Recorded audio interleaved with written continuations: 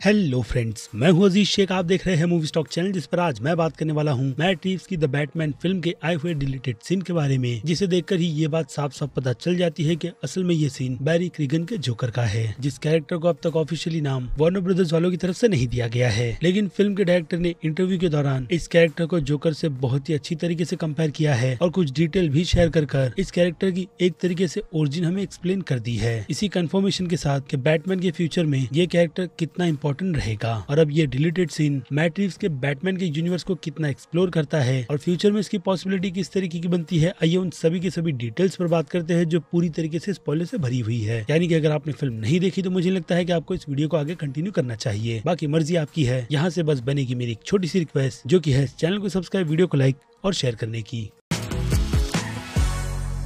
So friends, तो सबसे पहले आते हैं आपके इस क्वेश्चन पर कि इस काफी अच्छे सीन को फिल्म से क्यों डिलीट किया गया, जिसके अब काफी सिंपल रीजन पर आए तो उसकी भी डिटेल हमें इस सीन में बहुत ही अच्छी तरीके से दिखा दी गई है, जिससे ये बात तो साफ हो जाती है कि मैट रीव्स बैटमैन के इस यूनिवर्स को लेकर फैंस के बीच जो पहला इंप्रेशन डालना चाहते थे उसमें उन्हें किसी भी तरीके की गलती नहीं करनी थी। लेकिन एक गलती तो अगर मैं ऑनेस्टली कहूँ तो फिल्म में बैरी क्रीगन और पॉल डिनो के रेडलर के बीच की जो डिस्कशन दिखाई गई है अरखम की, वो बेमतलब की लगती है, जो अगर फिल्म में नहीं भी होती तो भी फिल्म पर कोई भी फर्क नहीं पड़ता। लेकिन हम समझ सकते हैं कि उस सीन को फिल्म में सिर्फ और सिर्फ मैट रीव्स के बैटमैन के यूनिवर्स को फ्यूचर में बिल्ड करने का टीज देने के लिए रखा गया था, जिसकी अब एक और कंफर्मेशन या ऑफिशियली रिलीज किया गया डिलीटेड सीन भी करता है कि असल में बैटमैन के इस ईयर 2 में बैटमैन का सामना रिडलर से तो हो ही रहा है, लेकिन इसके पहले उसने एक काम बैरी क्रीगन के जोकर को भी पकड़ कर किया है, क्योंकि उस डिलीटेड सीन में बैरी क्रीगन उसकी और बैटमैन की मुलाकात को एनिवर्सरी का हिंट देकर कंफर्म करता है, जो 1 साल बाद हो रही मुलाकात का एक बहुत ही तगड़ा हिंट है। इसी के साथ साथ ये सीन पूरी तरीके से इंस्पायर 1991 की cult classic film the silence of the lamb से लिया गया है, जहां पर ऐसी ही सिचुएशन में जूडी फॉस्टर का कैरेक्टर क्लैरिस भी फंसी हुई होती है, जिसके बाद वो प्रिजन में हनीबल लीचर से मदद लेने तक के लिए जाती है ताकि वो एक साइको किलर को पकड़ने में उसकी मदद करे। बाकी फिल्म की कहानी तो इतिहास है ही, जिस पर अक्षय कुमार की संघर्ष जैसी फिल्म भी बन चुकी है। और इसके अलावा एक और रेफरेंस पर आए तो वो रेफरेंस बैटमैन के यूनिवर्स की कॉमिक कह लो या फिर बनी हुई अभी की film Batman the long Halloween से इंस्पायर की गई है, जहाँ पर बैटमैन ये मदद कैलेंडर मैन से मांगने के लिए आता है। बट हैवी रेफरेंस तो silence of the lamb film की ही है, जिससे कॉमिक बुक और मूवी बहुत ही ज्यादा इंस्पायर हुई है। बट अब इस सीन की प्रॉब्लम पर आए, जिस कारण से इस सीन को फिल्म में जगह नहीं दी गई, तो वो प्रॉब्लम बैरी क्रीगन के जोकर की स्मार्टनेस को दिखाने की है, जिसमें वो रिडलर की पूरी कहानी को फिल्म की स्टार्ट से लेकर शुरुआत तक बस कुछ ही पन्नों को देखकर कर देता है, जो डेफिनेटली उस सीन को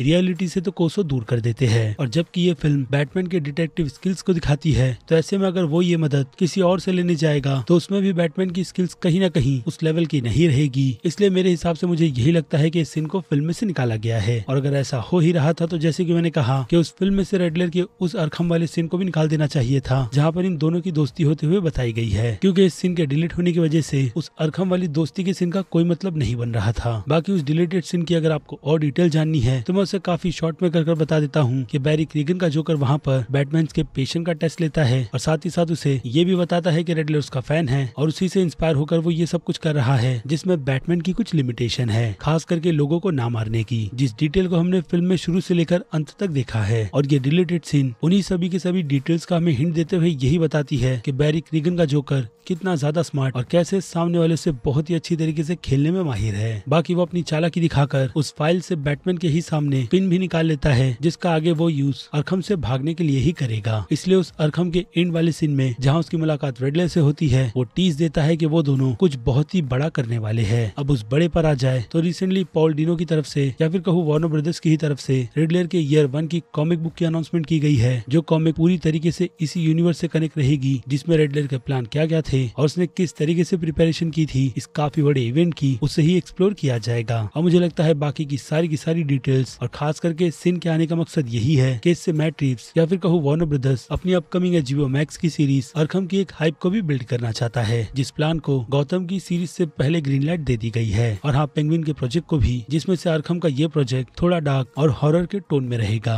ताकि अरखम के अंदर चल रहा वो डर फैंस भी बहुत ही अच्छी तरीके से फील करे, जैसी फीलिंग उनकी तरफ से इस अरखम शहर को काफी खूबसूरत बनाकर की गई है, या फिर कहूँ लाइव, जिसे देखने से ही डर लगता है। लेकिन अब क्वेश्चन यही है कि उस वर्ल्ड में यानी कि क्योंकि उस अरखम की दुनिया में रेडलर और जोकर होते भी है या नहीं, जो फिलहाल तो अननोन प्रिजनर है, उसका पता तो आने वाले दिनों में ही चलेगा, उसके पहले बिल्कुल भी नहीं। क्योंकि आफ्टर ऑल ये मैट रिव्स के बैटमैन की यूनिवर्स की शुरुआत है, जिसकी शुरुआत में बैटमैन खुद को खुलकर बैटमैन नहीं कहता और जोकर के कैरेक्टर को अब तक उसका खुद का टाइटल यानी कि क्लाउन प्रिंस ऑफ गॉथम का टैग नहीं मिला है, और ना ही जोकर का, जो उसे शायद से आने वाली सीरीज या फिर कुछ और प्रोजेक्ट्स दे देंगे। बाकी किस एक्टर से कैसी परफॉर्मेंस निकालनी है उसका एग्जांपल हमने बैटमैन फिल्म में ही पेंगुइन के कैरेक्टर का रोल प्ले कर रहे एक्टर कॉलिन फेरेल में देखा है, और अब ये डिलीटेड सीन बैरी क्रिगन की भी एक जानदार परफॉर्मेंस दिखाता है, जिससे डेफिनेटली वो फ्यूचर में आने वाले अच्छे बैटमैन भी इस सीन से नजर आते हैं। और बाकी बात रही उनकी ओरिजिन की, तो एक इंटरव्यू में मैट रिव्स की तरफ से ये बात पूरी तरीके से कंफर्म कर दी गई थी कि जोकर को जो कोई भी स्कार्स और जख्म मिले हैं वो किसी केमिकल में गिरकर नहीं बल्कि डिजीज के चलते हैं, जिस कारण से उसकी हालत बहुत ही ज्यादा बुरी है, इतनी बुरी कि वो जब भी हंसता है तो उसे बहुत ही ज्यादा दर्द भी सहना पड़ता है, यानी हंसने की कीमत जो वो दूसरों को दर्द देकर वसूल करता है। लेकिन अब उसने असल में क्या किया था जिसके बाद बैटमैन ने उसे पकड़कर अरखम पहुंचा दिया, वो एक बहुत बड़ा क्वेश्चन है, और हो सकता है कि उसका जवाब भी हमें अगेन आने वाली सीरीज में ही दिया जाए। क्योंकि जब पहले सीन को रिलीज नहीं किया गया था तो फिल्म में दिखाए गए उस अरखम के टीज की वजह से जो एक बात कंफर्म की गई थी, उसके चांसेस बहुत ही ज्यादा लग रहे थे कि बैटमैन के सीक्वल में विलन जोकर नहीं बल्कि कोई और ही रहेगा, खास करके मिस्टर फ्रीज, हर्ष और क्ले फेस जैसा कैरेक्टर, जिस पर फिल्म के डायरेक्टर भी खुलकर बात कर रहे हैं कि अभी वक्त जोकर के कैरेक्टर को दिखाने का नहीं बल्कि बैटमैन के यूनिवर्स के बाकी ऐसे विलन्स को भी दिखाने का है जो बैटमैन की इस असल दुनिया में आना डिजर्व करते हैं। क्योंकि बैटमैन और जोकर की स्टोरी को हॉलीवुड ने कई बार एनिमेटेड से लेकर लाइव एक्शन में यूज किया है, इसलिए बारी उन अननोन कैरेक्टर की रहेगी जिनकी फैंस बहुत ही ज्यादा डिमांड करते हैं, और उनमें से 3 का एग्जाम्पल मैं आपको ऑलरेडी दे चुका हूँ। बाकी अब इस डिलीटेड सीन को लेकर आपकी क्या राय है उसे बताने का वक्त आ गया है, क्योंकि वक्त है वीडियो को यहीं पर खत्म करने का। मैं हूँ अजीज शेख, आप देख रहे थे मूवी स्टॉक चैनल, जिसे अगर आपने अभी तक सब्सक्राइब नहीं किया है तो सब्सक्राइब कर लीजिए और बगल में बने हुए इस बेल आइकन के साथ साथ नोटिफिकेशन को भी ऑल पर क्लिक कर दीजिएगा। बाकी मैं मिलता हूँ जल्दी आपसे दूसरी किसी वीडियो में किसी और फिल्म या फिर किसी और सीरीज के टॉपिक पर बात करते हुए। तब तक के लिए आप मेरे चैनल के बाकी दूसरे वीडियोस को भी एंजॉय कीजिए और टिल देन